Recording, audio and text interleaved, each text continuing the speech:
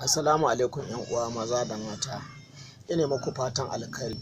Ni ne Muhammad Idris wanda aka fi sani da ƙauren mata Arewa Comedians. Dalili na kuwa na yin wannan hoton bidiyon sakamakon abokai da ‘yan uwa da masoya abokan arziki wanda na ga suna ta bina ta social media suna ta saƙonnin me yasa kwana biyu suka ga bana sakin sababbin comedy.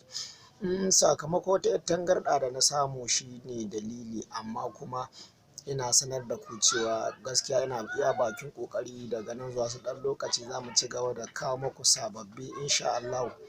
Allah ya ba mu iko. Sannan waɗanda suke ba da irin waɗannan saƙunan ku yi haƙuri, abu ne na sai a hankali ita rayuwa. Sannan kuma waɗanda suke magana daga gefe suna cewa me yasa bana haɗewa da mutane daban-daban kamar yadda dai na gani a saƙonni na Facebook da kuma na WhatsApp. Mutane da dama suna magana me yasa wai bana haɗewa kamar da su Ayatullahi Tagi da kuma Al-Artwork da Nasiru Huru ɗan mama.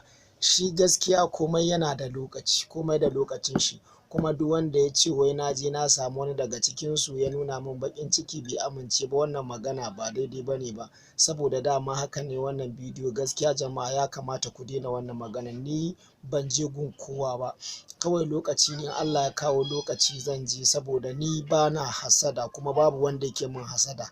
Waye ni da zan ce a neman hasada kuma sannan me nike da shi?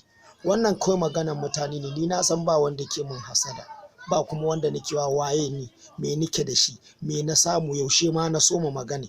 Kawai mutum da idan yana kallon comedy na gode kwarai da gaske, masoyina ne. Amma akan yi magana cewa wai na je na samu wani mai kwalabo bai amince ba, wannan magana ba gaskiya ba ne ba. Shi yasa ne wannan bidiyo na tura domin kowa ya gani. Ina nan iya ƙoƙari na, kuma insha Allah kamar yadda kuke tura min saƙonni zan yi iya ƙoƙari na akan in ga na je ne muku, domin duk abin da za mu faranta masoya za mu iya ƙoƙarin mu ƙwarai da gaske.